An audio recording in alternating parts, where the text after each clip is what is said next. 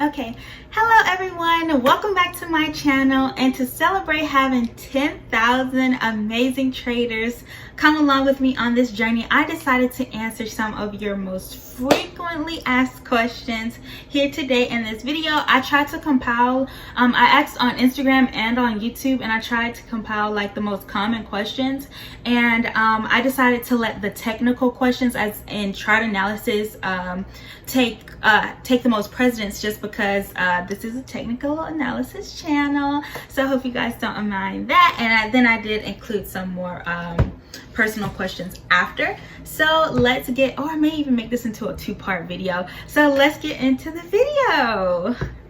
Okay, so just in case for my technical analysis questions, I'm gonna have a blank chart of US30 pulled up. I usually, when I'm trading, I reference currency.com, and I use the broker's Hugo's way to actually place the trade on MetaTrader 4, but I'm using US30 currency.com to like do my markups on TradingView. But this is an US30 Oanda chart. I just needed a blank clean slate, you know, just in case some technical questions came up. So let's see.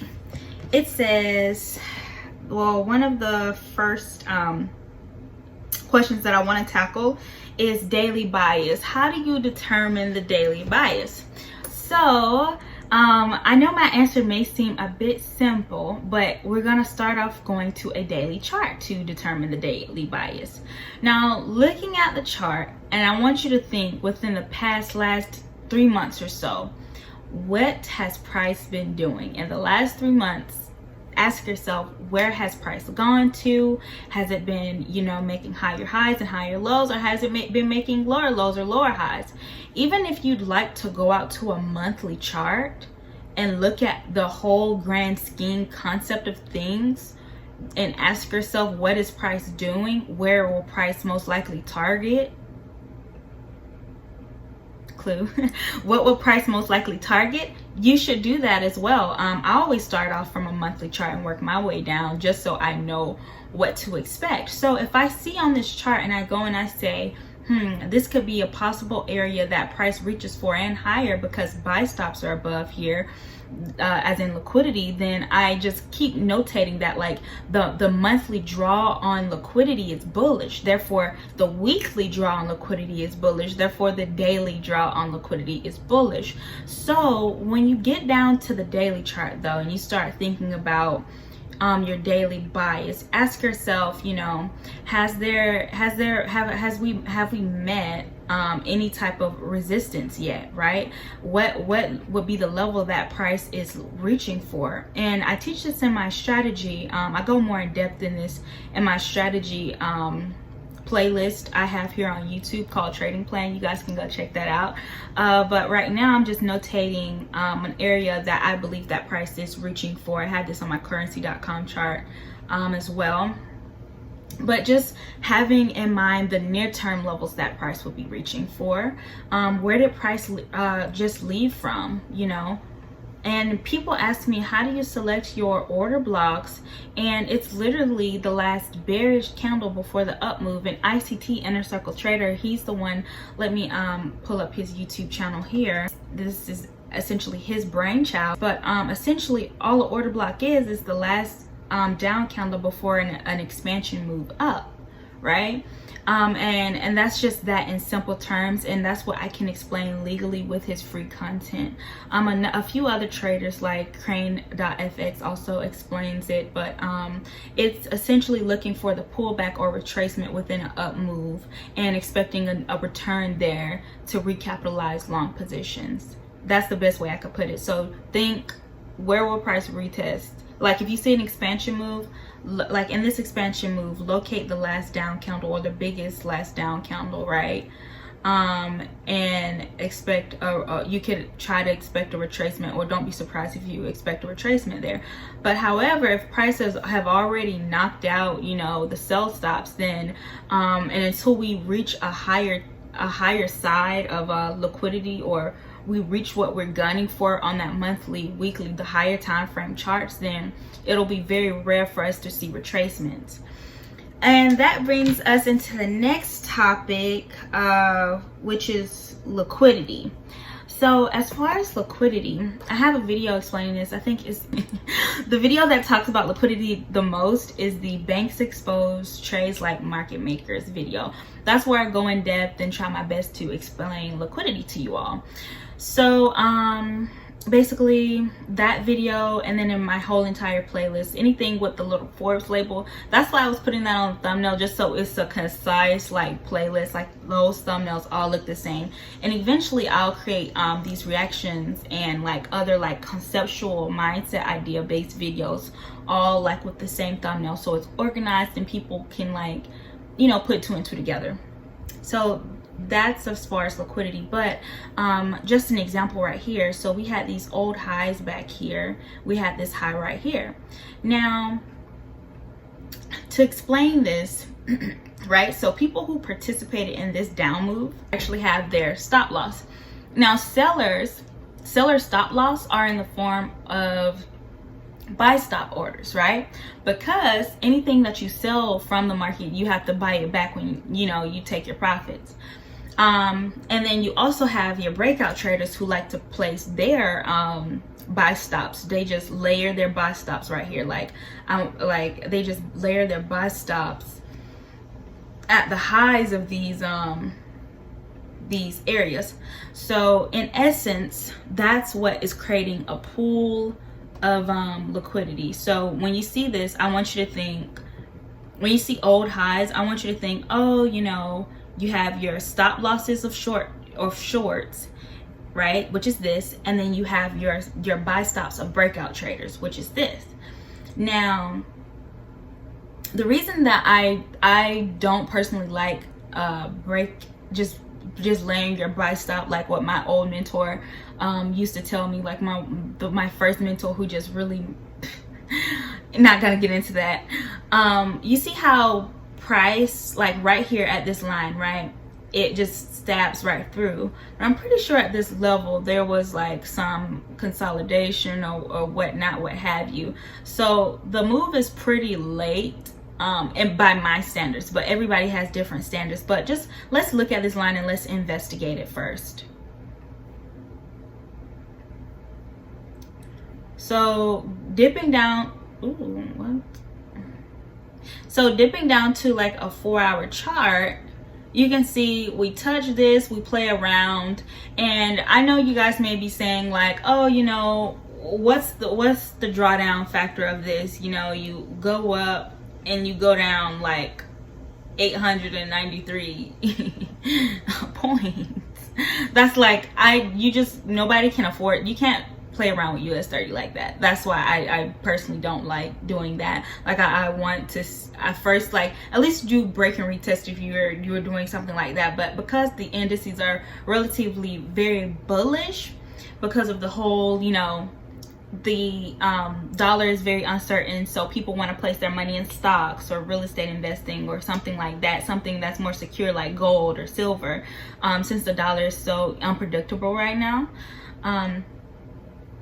That's why people are just pumping this. Then you also have the government and other entities that we don't know about pumping money into this. So yes, I hope that answered your question. So I answered daily bias, we did liquidity.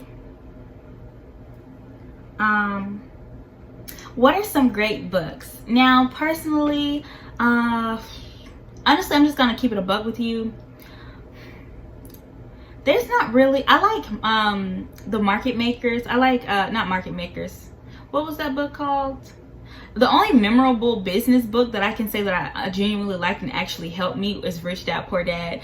It's an oldie but goodie. Mainly anything with emotions and stuff like that. I like the Rich Dad Poor Dad book. Also like Gary's book, I'm blanking on his last name, but it's Trade Mindfully, and it really helps your trading emotions. But as far as technical analysis, these books, they really have retail ideology, and most of them, if you do the backwards of what they're saying, that's when a whole world of price action will open up to you, and you start to really understand and get where the stop losses are, right? So So that's why I will have like little dollar signs. Like if you ever see on my charts, dollar signs, that just means like buy side liquidity. But notice before we went up, we had to come back down, right? And this was a line of a bullish order block that I had notated on the chart. You know, I had got that question, the first question I answered. This is really my like favorite setup and my favorite thing to see. Like that's what I look for. So now, reversals versus pullbacks. Now, with reversals versus pullbacks, somebody asked me, how do you know if it's going to be a full-on market reversal or if it's going to be a pullback? Now, that is answerable by what are your objectives from the higher time frame chart, right? So, considering this, you have to ask yourself, like let's say if we were right here, right, and we seen this huge pump down, like how do you know if it's going to be, if they're not going to keep going down? Well, once we had got right here, we still hadn't met any like higher time frame like premium objectives. So like there are stops above here, there's this objective here, which is an ICT breaker. That's his theory. There's so many like areas of premium liquidity that we've just yet to touch, and that's how you know if it's going to be a reversal or not. So just ask yourself, have we reached a higher time frame area of premium liquidity? Premium as in like very high on the chart. So I hope that answered your question. Oh, and then another question that ties into that was somebody, they uses the RSI and it retraces, but the only time they I think they're just looking for retracements. And a thing to that is that you don't want to be trading against the trade too much, right? Like if you are constantly looking for you know, these signals in your RSI, and like the person, they said, oh yeah, I'm constantly using my RSI, it's pulling back, and it's just like it's already before the move happens, and I'm not sure like the times that it does work, is it's only a retest. Well, the thing that you want to start thinking of is like market structure. Your indicator, whatever you use to confirm whatever you're doing, is always secondary to what you look for in price. So I'm looking for structure first, and then everything else second, right? I'm sorry guys, I never do as much talking live. Whew. So yeah, I hope that answers your question. And then someone asked how to overcome a trading hump. So how do you overcome the trading hump? Well, me, I had no choice to overcome the trading hump. I graduated college, was it 2019, last year, May. And I started working at this job. It was just very, like, everybody was dead. Anybody who works a 9 to 5 and tells you that they love their job are completely lying to you.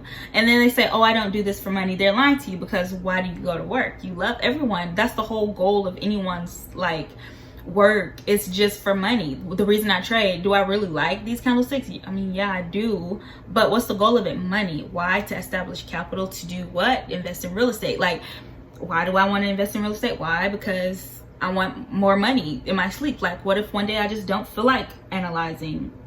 Like, you see, there's always these constant why?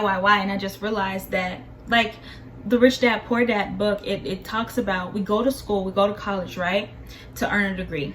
We earn a degree to make more money. However, we are learning from these teachers who get their main source of income from educating. Now, when you're looking for a teacher to do anything, you want to see that that teacher actually does what you're looking to do. Like, I'm not about to go to a doctor to learn how to do my hair. Like, that makes no sense. So why are we going to college to learn how to do these skills that we want to learn how to do? You see how it makes zero sense. And that's why on your resume they actually require you to have at least 2 years of actual experience at interning at a company. It's because your educators are just there to like kind of sign off that you can do projects at a specific time. You know, just sign off on you being like, hey, this person will be an A+ employee, essentially. And then that's how that whole social dynamic works. And people, the society that we've lived in has really turned it into a stigma, and it really just dampens the possibility of the ideas of people, you know, young people.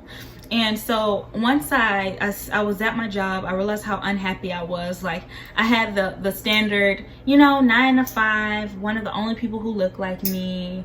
I fixed my pay, like after I asked about pay, like, you'll just never feel like it's enough. Just by the way, that never matter, that doesn't matter. You'll never feel like it's enough. And you're just essentially working for somebody else's dream. Somebody has to tell you what to do. It's just very disgusting and a degrading feeling, personally, to me. But this is probably not everybody's experience with a 9 to 5. Like, I've worked in retail before. Like when I was 18, I've worked, well, I've only had like 2 quote unquote real jobs in my whole life. Or I actually had an on-campus job, so 3. But after that, I just realized that it wasn't what it was cracked up to be. So to overcome that trading hump, just know that it's either this or being forced into the mold of society, and being comfortable with knowing that you're just going to be paid nickels and dimes while somebody else makes millions off your talents and gifts. That's how you overcome the trading hump. Or let's say, even if trading is, you can also go and find a mentor. Like, not everybody's gonna be like me and sit down and study by themselves for 7 to 8 to just months on end. Go and find a mentor, an expert in the field. A few good ones are Yoshi B with Wealth Builders, Dizzy Crane, he has Institutional Concepts, and Lavish Ruby. She has Lavish Life Academy. So those are really great mentors. Their students have profits, and I really stand behind what each of those mentors they do. The legacy that they're building in the community that they've created. So that's how you overcome that trading hump. So we did this. Oh, the difference between support and resistance and liquidity. So support and resistance, typical support and resistance, right? I don't even know what support and resistance looks like anymore. But yeah, so just support and resistance is what I use to pair my orders with, either my order entries or my order exits. So that's just support and resistance are basic retail ideology. It's true support and resistance where true orders lie. So that's the difference between support and resistance and the order blocks and the breakers that ICT talks about, is levels of where true orders of supply and demand exist. So you have one side that's where retail believes supply and demand is, and you have another side where institutions are defining where, or the algorithm is defining where supply and demand is of these huge funds that they want to target their liquidity. And huge funds, they can, you see, a huge fund, right? If they have their buy stop right here, they can weather this whole down move. Why? Because they have billions of dollars in their fund. It's fine for them. However, if we decide to put a buy stop here and there's some type of retracement, we can't weather that, right? It just doesn't work. Like, they can weather full-on 3-month market reversals and be totally fine. They will not be wiped out because they're in this for the long term. Even I know you're thinking like, oh, could they survive a market crash? Probably could. They have that much money. Their pockets are deep enough. Yeah, it will hurt, it will suck. Their investors will probably be looking at them like, what the heck? But we can't weather these type of pullbacks, but they can. They can weather this type of pullback long enough for it to, reverse and keep going up. So that's the difference between support and resistance. Support and resistance is retail. Order blocks and breakers are like true supply and demand levels. The minimum amount to start off with. So somebody asked me a question about like $100 account, and personally, I never started with $100. I started with a 1,000. I always tell people to start with 1,000. So I don't want to trade in a $100 account just because I'm not comfortable with having so little. And I do get messages like, oh, can you fund my account? But with me being so young and having to work for everything that I have, I'm just not in the business of giving out money. I'd rather teach you a skill set, because money doesn't fix money problems. And I've learned that the hard way from trying to just give people money. Like if you give somebody money to pay their rent or whatever, they will come back to you and ask you for more money, because they don't have the skill set to make what you give them make them money. That's why they're coming to you in the first place. So I'd rather give you a skill set if not giving you money. And growing a $100 account, I like indices and metals, and I don't want to be the way I do risk to reward won't work out for that. And that gets into the next question about risk to reward. Now I have a video. It's the buy stops and sell stops in this playlist that I have over here in one of these videos. Let me see, where is it? As a price action, trading beginners cheat sheet. It's either, I think it's either the trading cheat sheet or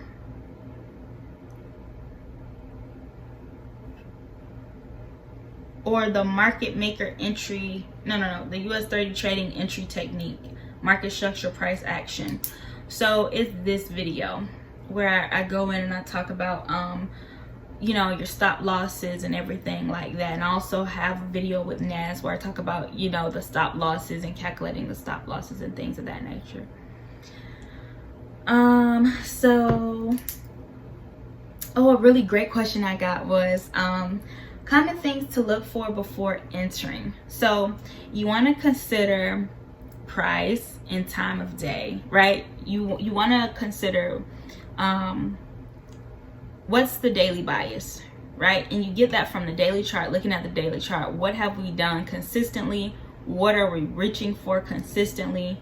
Where is price going to go to next? What should we be looking for? Should I expect a retracement to a certain level? But just overall knowing what is price reaching for. And then that's where your daily bias is going to be based off of, right? So that's how like each day I'm going to be looking for a buy in this particular market. Next, you want to consider time of day. You want to consider your time of day. Now, this is an indicator that you can use on barchart.com. You can use it on tradingview.com. And I have, my London session marked out, my New York session marked out, all that good stuff. But I'm a New York AM trader. So I personally like waiting until 9:30 gets out of my way, or if I see my setup and we haven't reached a particular level yet, I will enter in for a buy, usually after the pullback at 9:30 or something like that. Or I'll see what London did and then place a limit order at a particular area, and then it gets activated and it goes up. Or if it's like Thursday or Tuesday where there's some type of deep retracement at New York AM, I'll go for a jog or something, come back around lunchtime when the consolidation happens, see if there's a particular price setup, and then I'll enter in that way. So yeah, so that's this. The thing I look for every single day is, what did London do? So today, this London expanded a lot, and going into New York Open, there was a retracement, but we still hadn't reached a premium objective that I was expecting. What did London do this day? London consolidated a lot, and so did New York Open. London consolidated a lot up until New York Open.